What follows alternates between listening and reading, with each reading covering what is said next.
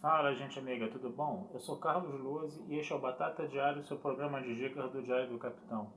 E hoje vamos continuar a conversar, sobre Jornada nas Estrelas Picard, a terceira temporada, tá? O terceiro episódio, o oitavo episódio da terceira temporada, intitulado Rendição. Lembrando sempre, tá? Vou falar logo agora no início, tá? Esse vídeo aqui, ele tá recheado de spoilers, tá? Se você ainda não viu o episódio, dá uma paradinha no vídeo, veja o episódio e depois dá uma olhadinha aqui no vídeo de novo. É bom que você acesse meu vídeo duas vezes, tá? Mas vamos conversar um pouquinho sobre esse episódio que, nossa senhora, gente, ele teve...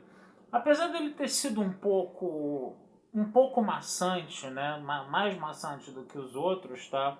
Ele deu um desfecho, né, lá para a situação da Vadik e da Shrike, né, no caso, né?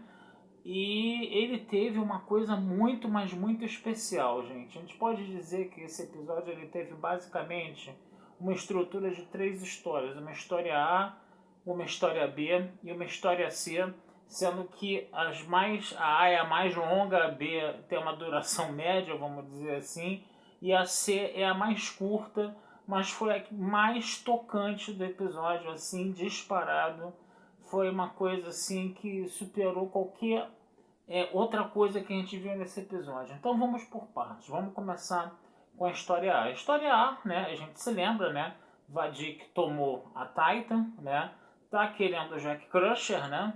No caso, ela não ficou, ainda não falou claramente qual é do Jack Crusher, né? Só de que o Jack Crusher ele consegue, né, telepaticamente entrar na mente das outras pessoas e até controlar os movimentos das outras pessoas, né?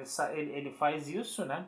Ele tenta, inclusive, controlar um oficial da ponte, né, para digitar um código lá de segurança para poder desabilitar, vamos dizer assim, a Titan para a Vadik, né, no caso, tá? Mas a Vadik acaba descobrindo e ela acaba executando, né, um dos reféns, né, no caso, né? E ela quer a presença do Jack Crusher, senão a cada 10 minutos ela vai executando mais reféns. O grande detalhe é o seguinte: você tem o Picard e a Doutora Beverly Crusher trancados num local tentando retomar o controle da nave, e você tem numa outra parte o LaForge e a filha dele, né, junto com o Data Lore ali no caso, né, totalmente desligado, desativado, né, porque se o Lore conseguir controlar o Data, ele pode inclusive apagar o Data e o Data desaparecer da existência definitivamente.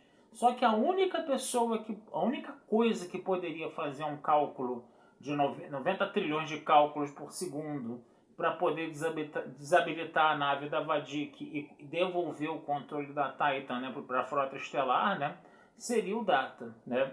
Então você vai ter essa situação aí muito complicada, muito arriscada, tá certo? É muito complicada, muito arriscada aí, né? De você ter que religar o Data e acabar com a barreira entre o Data e o Lore que existia dentro da matriz positrônica, né? Para ver quem vai conseguir assumir o controle lá do corpo do Android e quem vai apagar quem, né, no caso, né? Essa coisa do Data com o Lore, né, seria a história C, né? Eu vou voltar a ela mais adiante, tá? Na história B, né, o que acontece? Você tem o Hiker, né, e a conselheira Troy presos, né, dentro da Shrike, né? A conselheira Troy, ao contrário do que eu especulei uns dois episódios atrás, uns dois vídeos atrás, mais ou menos dois vídeos atrás, ela não era uma metamorfa, né? Ela realmente foi capturada, né? Um metamorfo disfarçado de Hiker foi lá na casa dela e acabou sequestrando ela, no caso, né? E o que acontece, né? Eles começaram a fazer uma DR ali, né? Fazer uma DR, porque o Hiker fugiu quando o filho dele morreu, né? Porque a conselheira Troy estava tentando controlar a mente dele para ele não sofrer tanto, ele queria sofrer, queria passar pelo luto, não estava conseguindo. Ficou aquela conversa lá, DR vai, DR vem, e no final das contas eles acabaram se acertando, né? E aí o que vai acontecer? O Worf, né, e a Rafaela, né, porque agora é Rafaela, eu não vou falar mais Rafa, cara, agora é Rafaela, né? O Worf e a Rafaela acabam resgatando os dois, né? Não sem enrolar, não uns paranauês ali de triângulo amoroso entre o Hiker, né, a Troy e o Worf, né? O que foi um negócio interessantíssimo, né? muito engraçado, diga-se de passagem, né? Só o fã Star Trek raiz que viu todas as séries, todos os episódios de TNG é que vai pescar, né, aquelas referências, aquelas piadas ali no caso, né? Mas o que acontece? Eles vão tomar o controle de uma nave auxiliar e vão em direção a Titan para justamente, né, fornecer ajuda, né, para poder libertar a Titan da nossa querida Vadik aí, que só fica falando um monte de abobrinha lá, né, no caso. Mas voltemos, né? Voltemos à história C. A história C, gente, é justamente o que? O Data e o Lore ali tentando um controlar o outro, né? Dentro da, um tentando controlar o outro para um destruir o outro e assumir totalmente a matriz positrônica. O que vai acontecer? A impressão que dá, né, é que o Lore, né, vem de uma forma completamente agressiva para cima do Data, assim que a barreira entre os dois é baixada, né, no caso, né? E aí a impressão que se dá é que o Data está praticamente se entregando, né? Porque o Data começa, né, a dar de mão beijada todas as lembranças dele para o Lore, né? E o grande detalhe é que o Data só faz isso depois que o Lore fala assim: enquanto você teve uma vida muito boa, as melhores experiências, entendeu? Eu fiquei meio que comendo o pão que o diabo amassou, né? E aí todo esse ódio do Lore para cima do Data vinha disso. Então o que o Data fez? Entregou de mão beijada todas as lembranças boas que tinha pro Lore, né? E o que aconteceu? Ele, na verdade, ele acabou transferindo toda a sua programação, todas as suas subrotinas, né, para a matriz do Lore. E isso acabou, entendeu? Eliminando o Lore, né? E o Data acabou ganhando esse duelo entre os dois, né? Por quê? Porque o Data transferiu seus dados, né, para a matriz do Lore, né? Gente, quer dizer, isso ficou numa linguagem ali de informática, né? Transferência de dados, transferência de subrotinas, esse negócio todo. Mas se a gente parar para pensar, o que acontece? O Lore tinha um ódio do Data porque o Lore, entendeu? Ele não tinha as lembranças boas das experiências boas que o Data teve.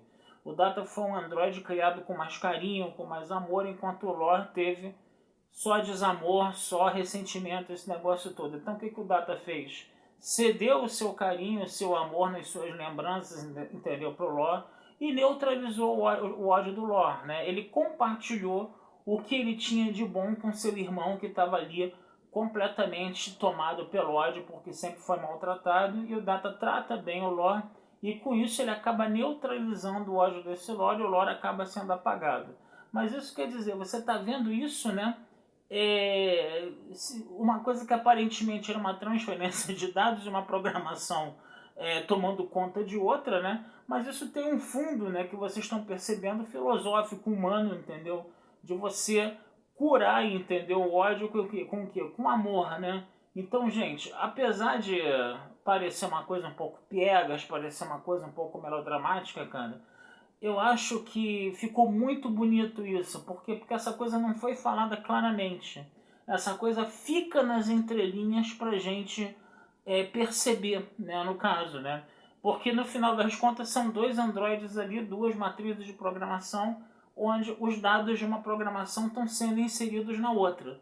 Mas a gente, como ser humano, está entendendo que o Data está fazendo o quê? Está compartilhando as experiências boas dele, está compartilhando o amor dele para pro Lore, vamos dizer assim, acabar com o seu ódio todo, e isso acabaria, né, com a programação do Lore, porque o Lore é ódio puro, né, no caso, né? Então o Lore, um pouco antes de ser deletado, ser apagado, entendeu? Você percebe que os dois ali estão abraçados, né? E os dois meio que fazem as pazes ali um pouco antes do Lore ser deletado. Então, cara, isso ficou muito bonito. Aí é aquela coisa, né? A gente, por exemplo, critica Discovery porque Discovery não é uma ficção científica muito aprofundada e se exagera muito no melodrama, né? A gente fala isso. Aqui a gente está vendo um caso de melodrama, entendeu? Que ficou muito bem construído, por quê? Porque ele não ficou muito evidente, ele não ficou muito gritante, ele não ficou muito imposto. É uma coisa, entendeu? Que você tem que enxergar ali nas entrelinhas, né? E isso é que é o bonito do negócio. Isso é que é o bonito dessa narrativa. Isso é que é o bonito desse bom roteiro sendo construído. Uma vez que o Data assume o corpo, né, uma vez que o Data assume o corpo, né, ele consegue controlar a nave, né? E aí o nosso Jack Crusher, que já estava lá na ponte com uma granadinha, né? O que ele faz? Ele acaba, né, acionando essa granada, joga para Vadik, né? Um campo de força fica entre ele e a 7 de 9 que estava ali na ponte também. E o Picard, já de controle da nave, manda abrir as comportas da ponte para Vadik e o outro capanga dela serem expelidos para o espaço. E ela, como uma forma de vida líquida, né, no espaço com uma temperatura baixíssima, né, vai congelar, vai ficar dura que nem uma pedra de gelo lá. E quando ela bate na Shrike, né, ela se parte em 1000 pedaços, como se fosse uma linda jarra de vidro caindo no chão da cozinha, aquele monte de cacos de vidro voando no chão, só para você pisar nele e ficar com o teu pé todo sangrando. Mas foi mais ou menos isso que aconteceu com a Vadik. E aí depois, né, eles detonaram a Shrike, explodiram a Shrike todinha quando, né, o nosso capitão lá, né, o nosso capitão bundão lá assumiu a nave, tá? E deu ordem para 7 de 9 detonar a Shrike. Então a parte da Vadik acabou. A parte da Vadik acabou, mas ainda tem o Dia da Fronteira, ainda tem o fato do corpo, né, físico do Picard, né, onde tinha os lóbulos lá que tinha síndrome imunológica, terem sido retirados, e aí sabe-se lá por que isso, né? E tem essa coisa do Dia da Fronteira, tem a coisa do Jack Crusher também.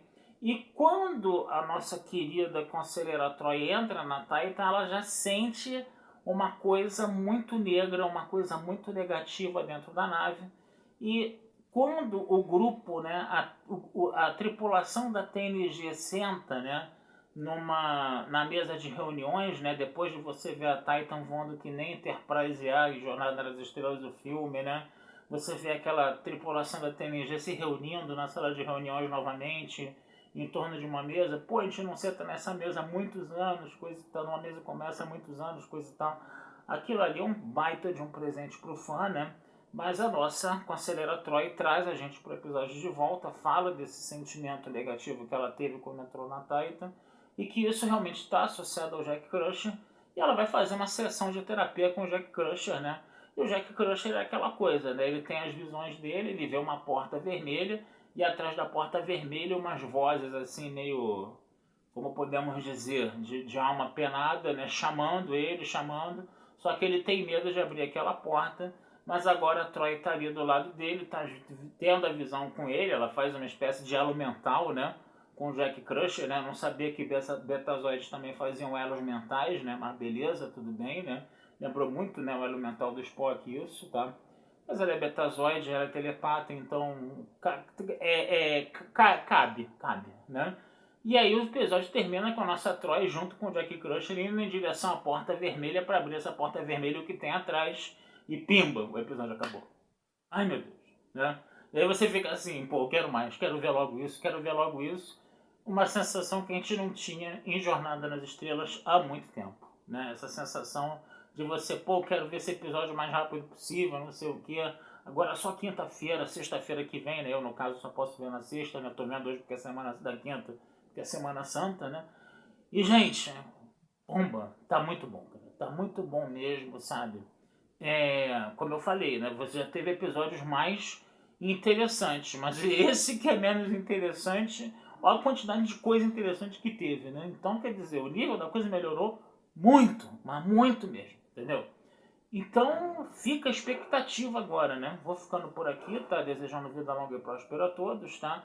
E na semana que vem a gente conversa mais sobre Picard com vocês aí. Já estamos chegando ao penúltimo episódio.